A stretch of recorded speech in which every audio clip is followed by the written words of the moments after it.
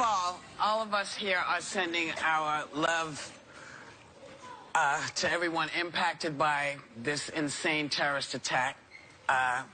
Really, the first one we've really endured since September 11th. 8 people lost their lives after a man from Uzbekistan, who's been in the U.S. since 2010, used a rented truck to plow into people on the New York bike path in an ISIS-inspired attack. I mean, they weren't sure what it was. Initially, they said it was a road rage thing, but which wasn't ringing true for a lot of folks. Oh, yeah.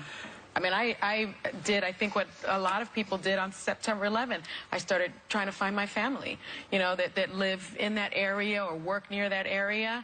And it's that terrifying feeling that you get that, oh, my goodness, this is happening again. Well, we talked about on the show when the things your mom will do to find you. Oh, yeah. I had been in a place with a bad signal and was totally checked out. I walk out and I see my mom's called me twice, and the text on the voicemail was like, your dad and I haven't heard from you. And I'm thinking, Mom, like, it's been 24 hours. And then I saw, and then it panicked me. I was like, oh my gosh, what's going on? Exactly. Yeah. I mean, this is my neighborhood, and one of my best friends was in the grocery store across the street when it happened. I heard everything and came out and was panicking. She's 9 months pregnant, hysterical afterwards, so I called her.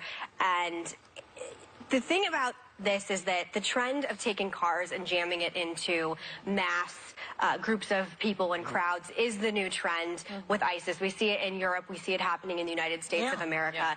We were talking a lot in the commercial break, and one of the things that, Joy, you and I are in agreement with is the social media's responsibility in this, meaning that this guy had a track record on social media. Now, I don't know about you, but when I look at shoes on Zappos, somehow magically a little ad appears on my Instagram and appears on my computer. So if you can track what shoes I'm looking at to buy, why can't you track the trends of people who want to hurt Americans? I think they do. I think they do that. The NYPD has been incredible. Like I said, we haven't had this since many years ago now. So they are doing incredible. I don't know if you can stop this type of thing. And what I was reading is that, you know, Trump wants to put in extreme vetting. He's upset about extreme. He wants to make it even harder to get into the country. But my feeling is any tourist could come over here. You could come from Spain, Italy, France, all the countries we still love, Germany, and get a driver's license, get a zip car or something, or a van, and plow into anybody. So how does the extreme vetting help, really? Well, it doesn't. And it also doesn't help because this guy was from Uzbekistan. Uzbekistan is not on the list of countries that he wants to ban. And what was sort of hypocritical to me is, you know, when the terror attack happened in Las Vegas, everyone was saying it's too soon to talk about gun control. It's too soon to talk about this. Yet, this very same day, we hear from the administration, extreme vetting. This is terror. We need, you know, why don't we, this selective outrage that we're hearing from this administration is really concerning. Well, I just want to point something out. You know, slightly more than 1 million people have entered the U.S. under this program, based on the analysis of the State Department records. At least 24,000 people. Thank you. Have entered the country from Uzbekistan since 2005, according to records. And the program, which has its origins in the 1986 Special Preference Program, requires applicants to have no criminal record and to come from a country not on the list. But the point you're making is that they're radicalized here. Which well, when we're part of the point I'm making is that you can't. There are some times where you can't stop stuff because you don't know when it's happening. So, you know, he sort of threw Chuck Schumer under the bridge and said, you know, this is your fault. But the bottom line is, look, you can vet people as much as you want to, and if they make a shift in the middle, there's nothing you can do about it. Now, there are things we can do. So now that we've seen all of this in Europe, I would like to make some suggestions. You know, when you have a bike path and you need, you know, utility vehicles to get up and down there, they should have to swipe in order to move something that will allow a truck to get through. And then once they get the truck through, these come back so that the bikes can get through, so you can't drive a truck up. Yeah, when you have those barricades in front of churches and things that they have those in front of Time Warner Building. They have them in Times Square now. Sunny, real quickly, just to point out, I do think it's interesting that after the shooting in Las Vegas and we spoke about gun control, people were like, oh, you're politicizing it. Yes. And then jumping to Schumer within hours of this happening. But the distinction that I can get on board with is terrorism is specifically defined by the motivation being ideological, religious.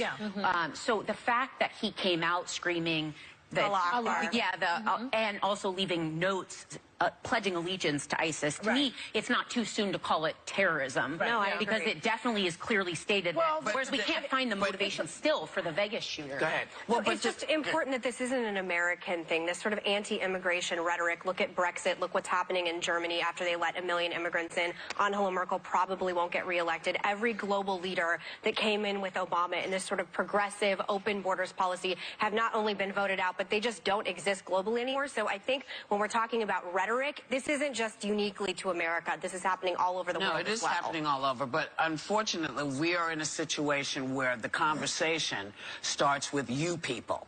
Do you know what I mean? Otherism. It's the otherism. And the reason I pointed this out is because thousands of people come into this country every day from other countries, and they respect us, they take care of us, they look out for us, we look out for them. And there are those folks, and whether they're homegrown terrorists, you know, we don't know what the man was yelling in Vegas. When he was, we have no idea what he was doing, but that's terrorism as well, because it's not just the ideology that we don't know much about, but it's also the ideology that says, you know, you shouldn't be here. You shouldn't have the right to exist, or I'm going because to domestically I'm pissed off. terrorize.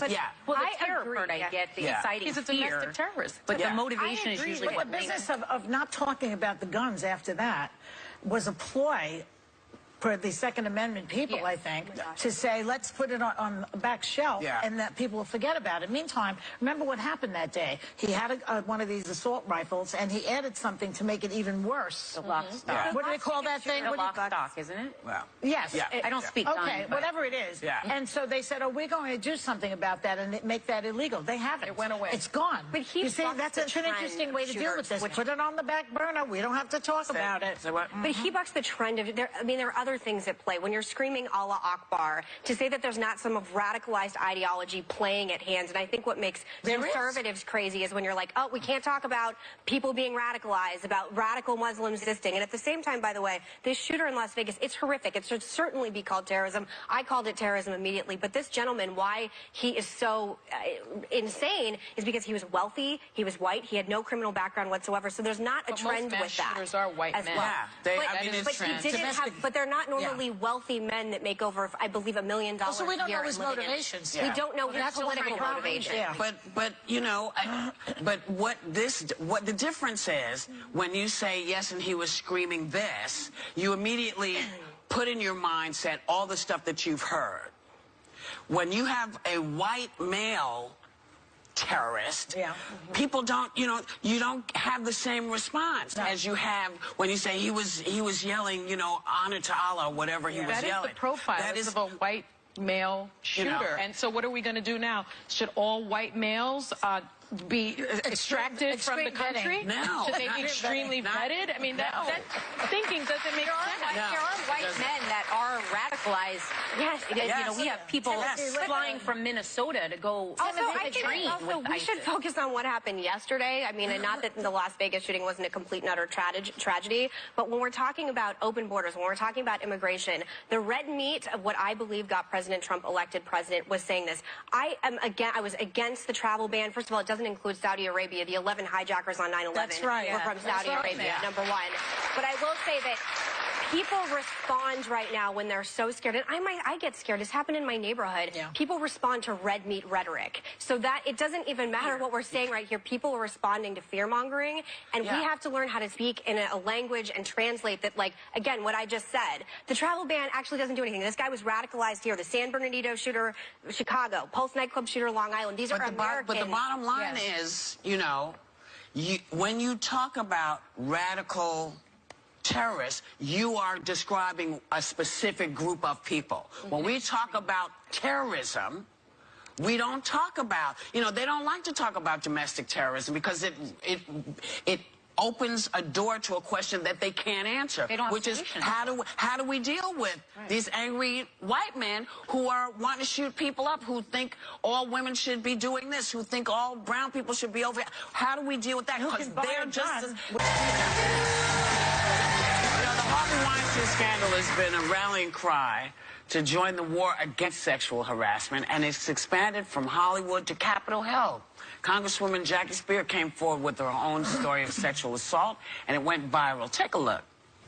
I was working as a congressional staffer. The chief of staff held my face, kissed me, and stuck his tongue in my mouth. So I know what it's like to keep these things hidden deep down inside.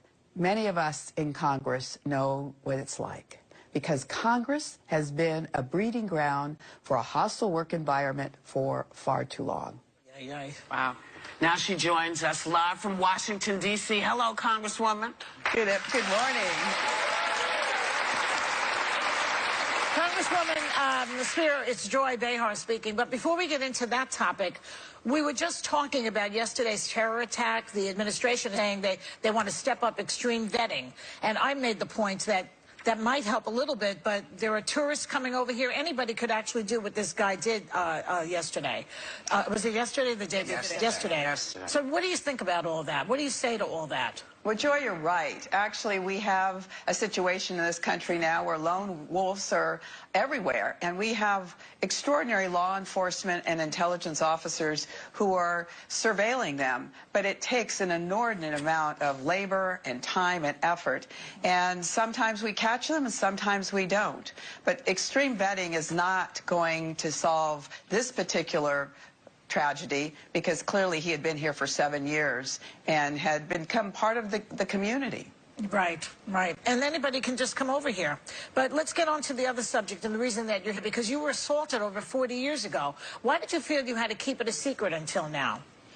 Well, you know, back then in the 70s, sexual harassment wasn't even a term that was used, and it wasn't coined until later that decade, and then in the 80s when it was found that under Title VII of the Civil Rights Act it was a violation, that it was a form of sex discrimination. So back then it wasn't as keenly defined, and so I took it like most women at the time took it. You just stayed away. You made sure that you weren't in that kind of a situation again.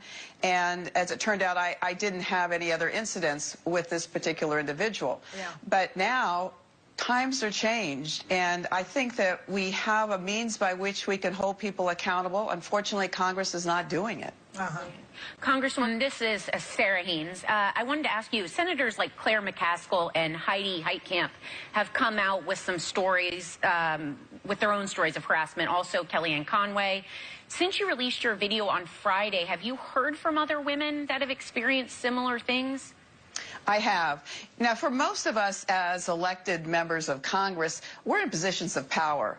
We need to focus on those who are vulnerable, the staffers who are afraid to come forward for fear they'll lose their jobs. And we have heard from a number of victims who haven't come forward publicly for fear that they will lose their jobs. And what is the culture like for women working on Capitol Hill? Because we all see that the representation isn't necessarily equal to the population. So you're outnumbered.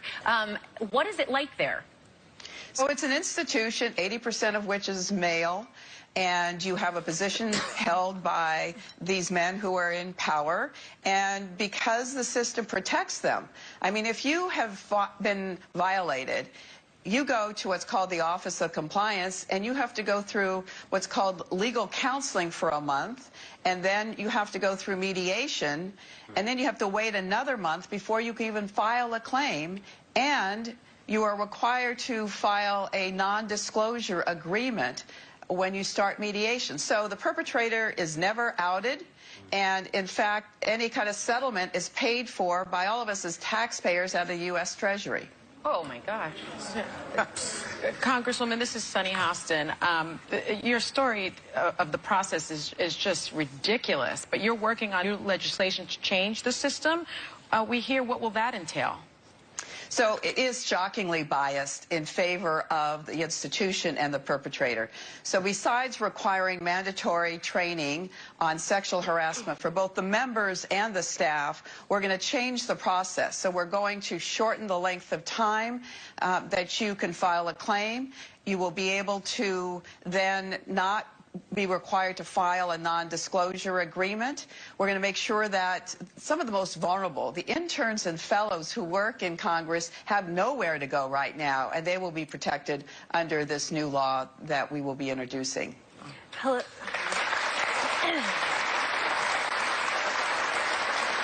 Hello, Congresswoman. This is Meghan McCain. So I just want to switch gears here. We've been talking a lot about Mueller's Russia investigation since it began. You are a member of the House Intelligence Committee. Can you tell us what we can expect, and who do you think should be nervous at this moment? Well, I think Michael Flynn will certainly be someone who will come under the crossfires of the Mueller investigation. I would suspect that he will be indicted as well. I think that the Mueller investigation is doing an extraordinary job of being non-political, looking at the law and basing their decisions on the law. I think the investigations going on by both the House and the Senate are much more complex because they're political institutions, and certainly in the House there is a difference of opinion as to what we should be looking at. But for all of us as Americans, we do not want an adversarial force to come into our country and impact our elections, and that's exactly what the Russians did. And what do you think about Trump dismissing Papadopoulos as an errand boy? What do you think about that? Well, you know, he's very good at somehow suggesting that everyone's a volunteer. And the truth is, in the campaign, a lot of people were volunteers. Even the chairman was a volunteer. A lot of people didn't get paid that were supposed to get paid. But he was right there. He was right there interacting with the top members of the Trump campaign hierarchy. He was sitting at a meeting with the National Security Advisory Committee.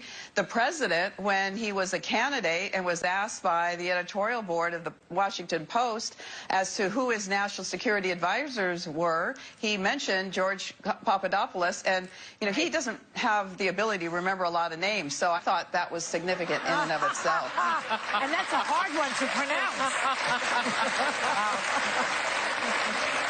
Congresswoman, the next time you're in New York, come and sit with us at the table. And just not for nothing, when you talk to these interns that you were talking about, tell them they have to stick together and they have to have each other's backs. And if they have that, they'll be protected until you can get stuff in order, because nobody should be nervous about talking. They can talk to their friends. If they got each other, then that's step one. Thank you for coming, Jackie Speier. Strengthen. Come back again. We'll be right back. She's great.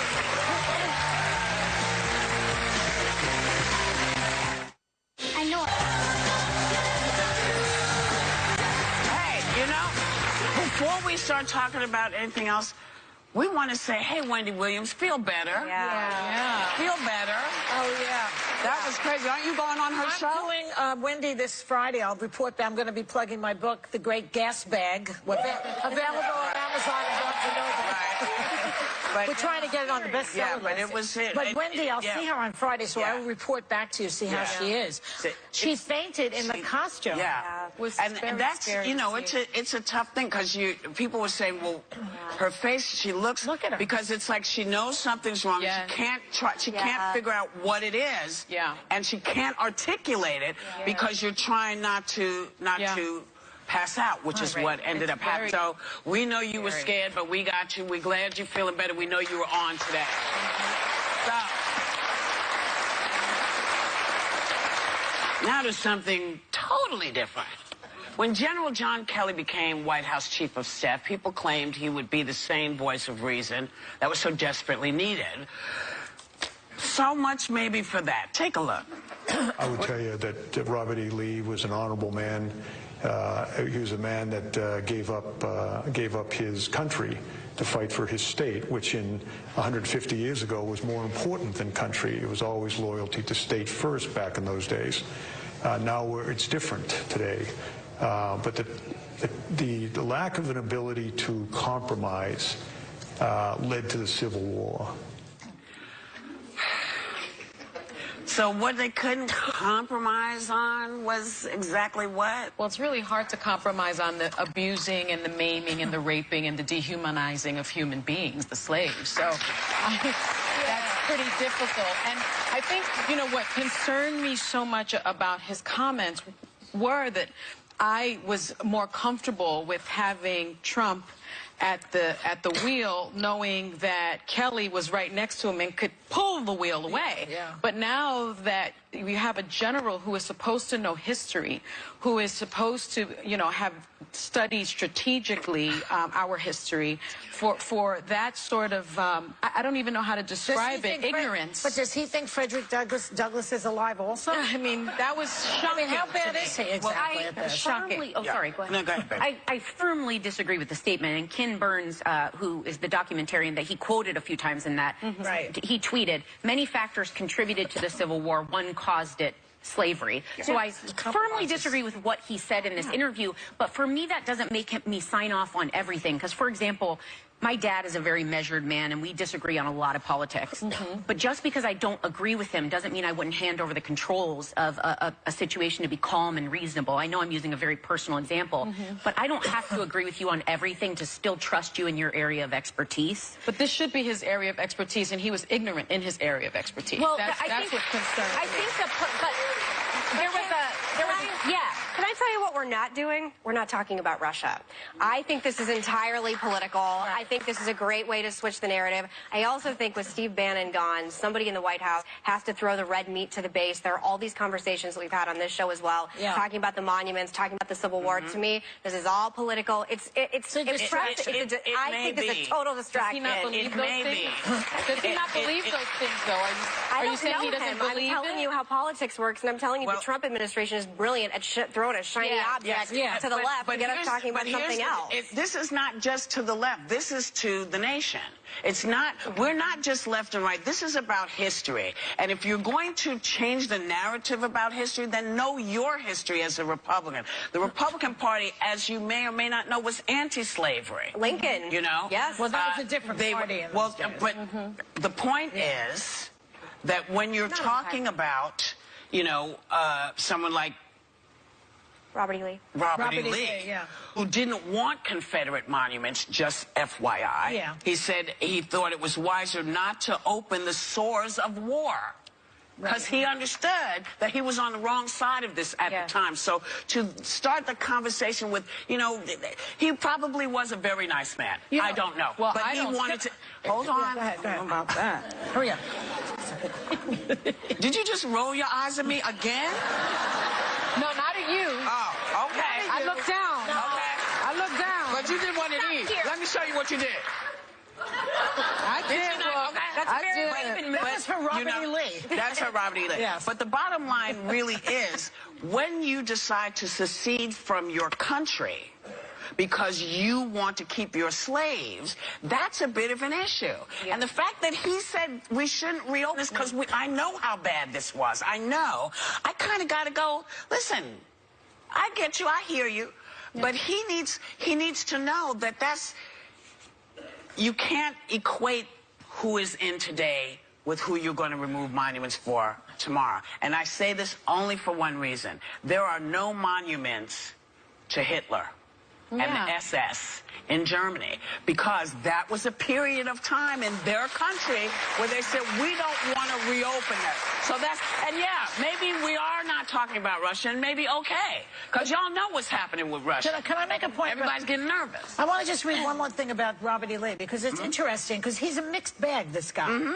But the rationalization that slave owners had in those days was interesting. He was a slave owner. And this is a quote in an 1856 letter. He wrote, "The blacks are immeasurably better off here than in Africa, morally, socially, and physically.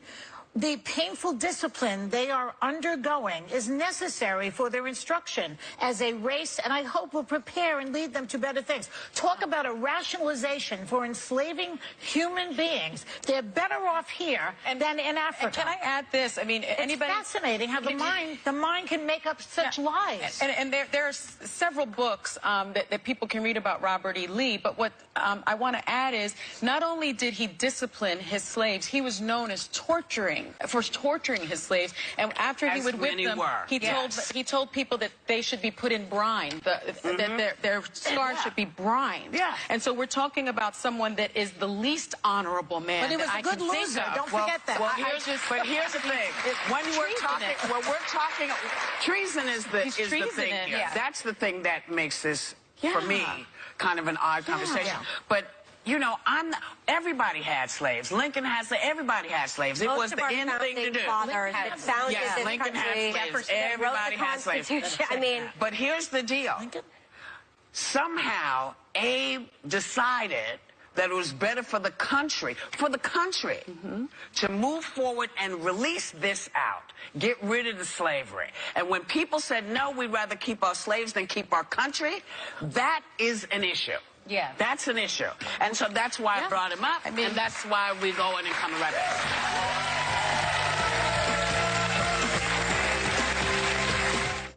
It's all pop culture. So, welcome back. So apparently the new guy demonized political correctness in his tweet about the terror attack. But a new poll found that 71% of Americans say that being PC has silenced discussions we need to be having. So I'm going to ask, what do you think is, give me an example of what political correctness is to you. Oh, I mean, I am a conservative on television. Some people recognize me someplace. I go to restaurants, this show, different places on the subway, and people who don't want to talk about being a Republican in Manhattan and major cities will come up to me and say that they're uncomfortable talking about it, but they want me to know that they agree with me, but they want to do it privately. So when we talk about political correctness, I think sometimes being a conservative, when in places where it's not socially acceptable to, people want to confide in me. That's when I heard this was my interpretation, but 71% is a lot. The major majority of people. Yeah, but I mean, I think they misconstrue it a little bit, because if you do a Polish joke, which was popular at some point, and how dumb Polish people were, that was a joke. Remember that? I don't know if you remember this. It was going around, Polish jokes, Polish jokes. Well, if you're Polish, you don't think that's too funny. So then it's politically correct to those Polish people that you're making this joke about. But sometimes when you're speaking about your own things, like let's say I'm not a comic, but I reference sometimes battling my weight or yo-yoing things, and I make a self-deprecating joke about my size. Right. People are like, it's not very politically correct to talk about your... Yeah, and like, it's not about you, it's about me. And the fact that they sometimes squash conversation when you're coming out. As a comic, we deal with it. Halloween costumes. Yesterday was Halloween. People are like, oh, they just like wait for... It used to be a time where you could be clever and just be creative and go out for Halloween. Everybody's looking to pounce. Yeah, and the next day there's always story after story about wasn't very tasteful. And ground zero are college campuses. Like you said, many comedians, Jerry Seinfeld being one of them, Bill Maher, say they will not perform on college campuses anymore because everyone's so offended. There's so many safe spaces. People like Ann Coulter, I don't agree with her on almost everything, but she doesn't feel comfortable, or she has to have security when she goes and makes speeches on college campuses. I think it's the level of intolerance of not hearing things that you're not comfortable with, and it seems to be an epidemic. That's a valid point, because Go ahead. I think, you know, no matter how uncomfortable we are with opposing views or the most strident views, I think it's a really small price to pay for freedom of speech, which is the pillar of our democracy. So I'm never really that uncomfortable with... I'm never... And I said it on this show a lot. I'm never really that uncomfortable with people that are non-PC, because they have a right to say it. You've got to protect the most unpopular speech. One little it's point. Usually the minority one little point. It's a similar point to the conversations we have about harassment and everything else. What is your intent? What is your intent? Is your intent to hurt me? Is your intent to humiliate me? As a comedian, I would probably say things that people can construe as incorrect, but it's all done in fun, and there is no malicious intent.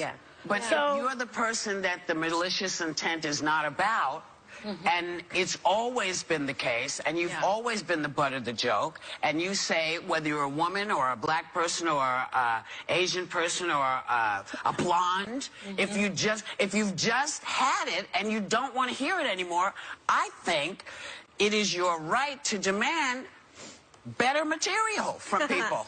You know, don't just go to this. Don't just go to the okie doke joke. Figure something else out. And I think a lot of people want to be able to say what they've always said, but you know, you can do it.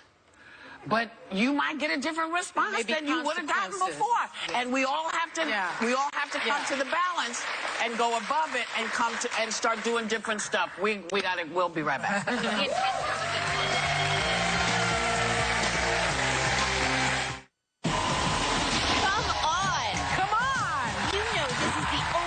In daytime, dishing out the hottest topics. Give me some credit. I'm a tough chick. This is why you need women running the world. People want change. You're right. You're right. Oh, boy. That went too far, I guess. So grab your phone and join the conversation. I'd love to see that. And don't miss The View on ABC.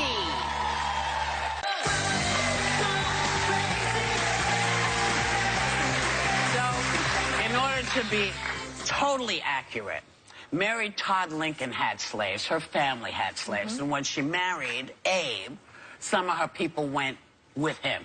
He technically did not have slaves, but he also was not an abolitionist.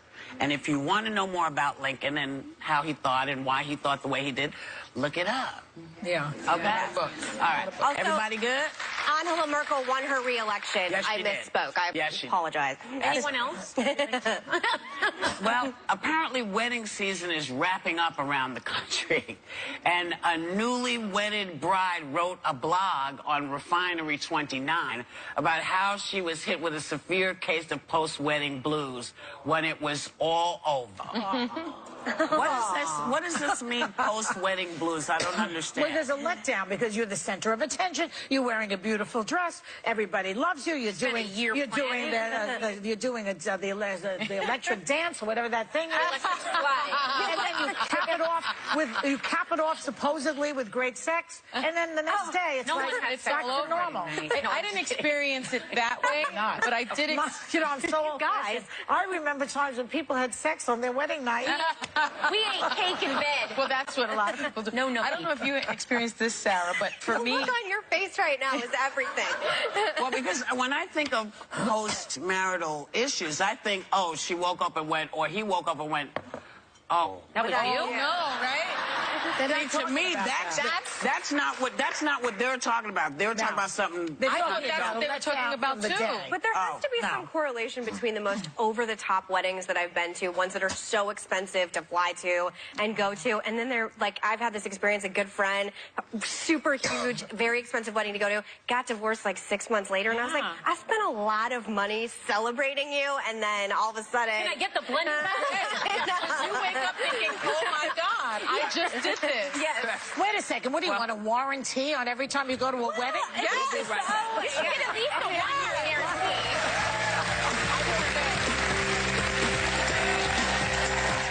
Tomorrow, Chris Matthews is playing hardball in Hot Topics about President Trump and Hillary Clinton's so-called ties to Russia.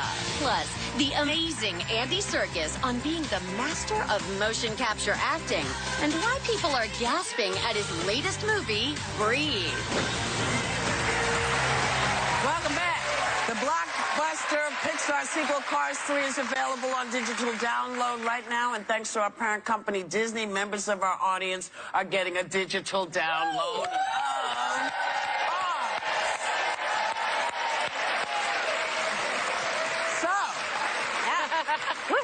There we are. The show is over. The show is over. So, except your puppy named Bernie Sanders is backstage. That puppy is really cute.